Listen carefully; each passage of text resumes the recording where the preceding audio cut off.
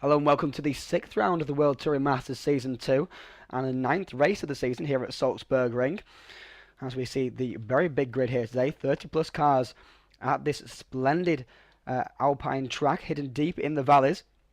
And it's Ben Crooks who took pole position in his Rover 3500. Second place is Anders Nielsen in the Holden. We're liking this track with its long straights. Third was Jesper Talborg. Fourth, Peter Develar, our championship leader. Fifth, Tommy Ojala. Sixth, Shell Stenbeck. Seventh, Chris Butcher. 8th, Ivo Simons. 9th, an excellent result there for Adam Egbeer. And 10th was Toby Davis. And here we are now on board with Toby Davis at the start of the race.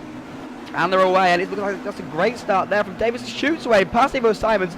Past Egbeer. It looked like it's squeezing now between Ojala and Butcher. Now trying to go past Shell Stenbeck as well. You can drag past him down to the first corner. It's a long drag down to this first corner. A very tight first corner it is indeed. Looks like he's gone through there. Davis going through to third place. So off the track has gone Develar. Off the track as well is Talborg. Running very wide indeed. Some cars trying onto the grass, all making their way through. Oh, no, not quite, because there goes Merlo in front of Bajura. And poor Jeff Domin getting hit by two drivers there. And here is Anders Nielsen in that huge, powerful Holden tracking down Ben Crooks on these opening laps as the field goes streaming past. Very high speed indeed, and Nielsen on the grass there, squeezing past the Rover. Just about making his way through without any contact, and just about cutting across in front of Ben Crooks in time for turning in. And now here we are, Tim Brook and Olimraz Mervold in behind as well. Steve Davis getting a tap there from Mervold. Down the straight they come. We're going to go 3 wide on the straight. It's very thin indeed. Oh, and Mervold turns it into Davis there. Across he goes right back across the back. Across track he comes again as well. Oh, and he's gone back across into Jari Vinnari. Steve Davis spinning down round and round the track. Mervold meanwhile carries on. All too close there. 3 wide really wasn't advisable as the field comes streaming through. A very tight first corner. There's Butcher and Egbeer side by side. Egbeer catching a slide sideways has gone Wayne Morgan. And there over the jump's gone Mervold and Adji hitting the curbs very hard indeed. Now lap 3 and Ben Crooks has got past Anders Nielsen. Once again Anders Nielsen down this long straight in that powerful Commodore. Deciding he wants to get back through. He's shown us a different side of the track to go past this time. But the end result is exactly the same. But now can Ben Crooks keep the inside into the next section? Indeed he can, because the Holden is very compassing indeed through these fast sections, through the final part of the track. Where it goes right, left. And here is Toby Davis. He's involved in a big battle here back in 18th, so he's obviously made a mistake somewhere. After jumping from 10th to 3rd off the start, he's almost 3 wide with more cars here. Mervold, Adji, Brook, Morgan and Talborg.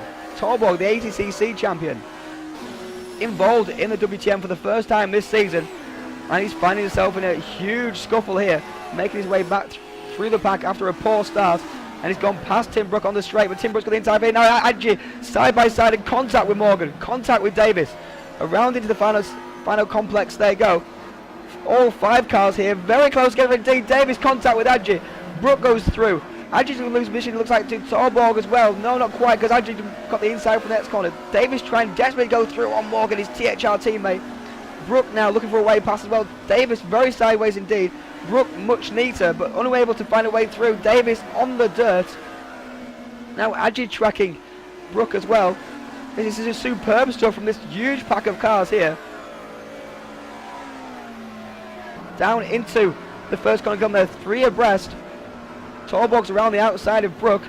Adji's on the inside of, and there goes Davis onto the grass. He's lost momentum off the line, off the corner there. And Talborg's taking advantage as well as Brook.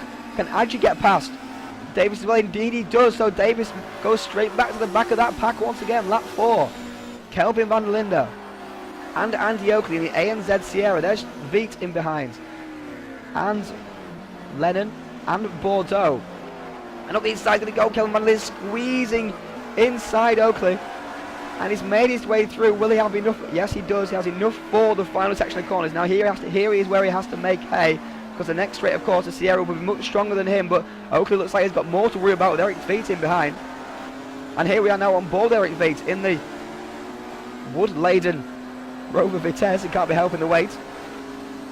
And Oakley's, as I said, Van der Linden's come up to the track once again from Oakley. Oh, it's side-by-side contact. Oakley's off the track.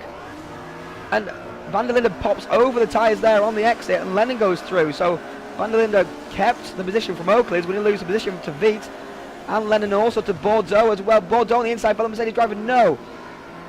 Van der Linde makes his way back through once again, but Erik Viet, the young Norwegian, is back to the head of this group, and now Tim Brook versus Wayne Morgan down the long straight. Wayne Morgan with the much more powerful Sierra RS 500. Torborg has made his way to the head of this group as expected. Sierra's very strong here today, of course, with these long straights. Morgan has the power down the straights, but Brook has the power in the corners.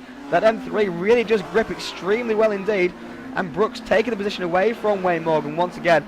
And wide has gone Torborg, just running ever so slightly wide there, and he's lost position to Brook. Brook immediately nips back through again. One small mistake, and it cost you here today in the World Touring Masters. And Brook immediately sets about trying to build a gap out of the final set of corners. And here we are now with a big battle once again. Ojala, Butcher, Davelaar, Stenbeck, Simons. Davelaar, of course, our championship lead, held an 80-point lead coming into this round.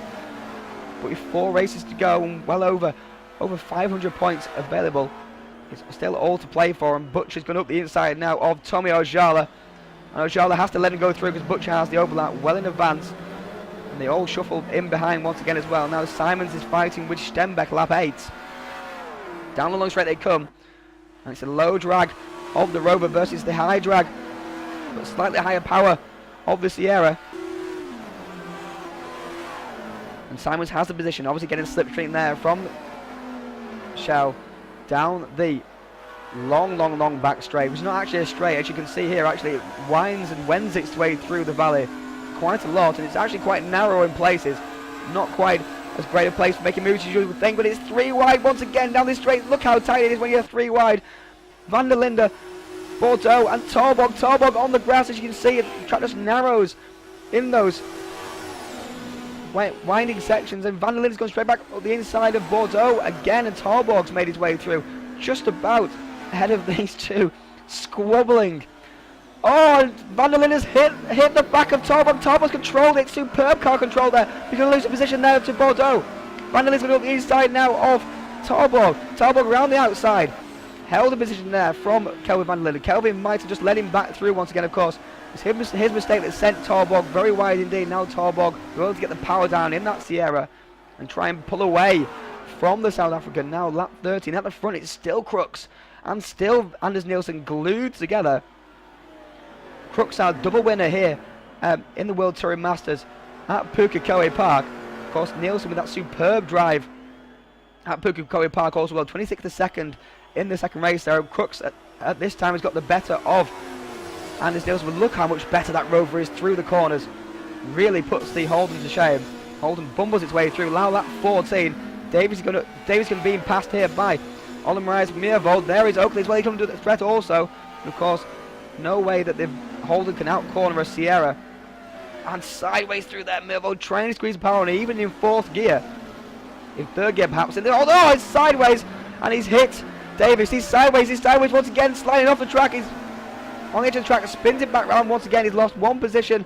Will he lose any more? He will indeed. Adji coming through, slowed down very sensibly there to make sure he got through without any contact. And Dobbin coming through once again as well. Lap 19 of 36. Van der Linde versus Tim Brook. There's Oakley up ahead. Oakley and Van der Linde glued together his entire race. Oakley balked Brook there as he made a mistake into the chicane. And now Brook perhaps has the overlap into the next corner. No, not quite, because of course that Sierra gets its power down. Actually involved in this battle as well. Van der Linde versus Brook and Oakley. Oakley's run wide onto the grass. That allows Brook to get enough of an overlap. Will Brook be able to hold it all the way down the straight? No, he can't, but look at the power of that Sierra. Trying to make its way through past the Mercedes once again as well. And Van der Linde's not giving any room at all. Covering very aggressively there. Trying to make sure that Sierra does not come through now, but here the high drag of the Sierra is holding it up. He's not quite got past as much as it would want to, and now it's going to run wide at the very fast turn 6. And through it he's going to go. Van der Linde's going to take the position away. Brooks going to take the position from Oakley as well. Is Adji going to take advantage? Adji's just in behind. No, not quite. Once again, Adji involved in the mix, but not able to take advantage of a battle. And there they are, going every which way at Oakley. Oh, he's hit Brook. He's sideways. Adji's gone through. Brook's taken to the grass. Brook rejoins. Loses no positions. Actually gained a little bit of time out of that. Brook, very sensible driving there from Brook. Very aware. Cut straight across the gravel. Of course, not his fault, of course, that he went pushed off there. Here we are now on board with the championship leader, Davila.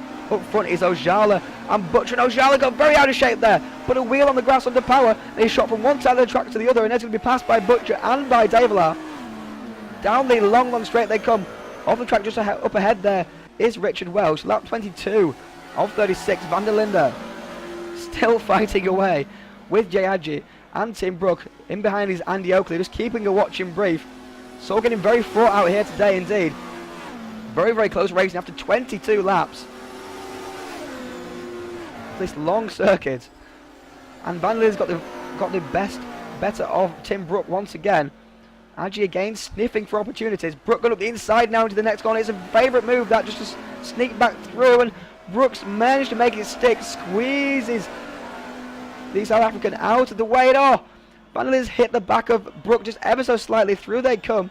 Brook managed to keep it on track. He balks Van der Linde as he's entitled to do so. And of course, he was pushed wide, of course, Van der Linde anyway. Adji trying to make his way through. Oakley's involved in this battle once again. Of course, the power of that Sierra is going to make its way through. Adji into the pits, breaking off from this battle. And now Van der Linde and Brook at it once again. Very aggressive indeed. Not really needed down the straight there from Van der Linde. But he's going around the outside. He's superb at braking manoeuvre into the first turn. Gets past the Englishman. Now Brook and Van der Linde at it once again. Oakley's dropped back from this group.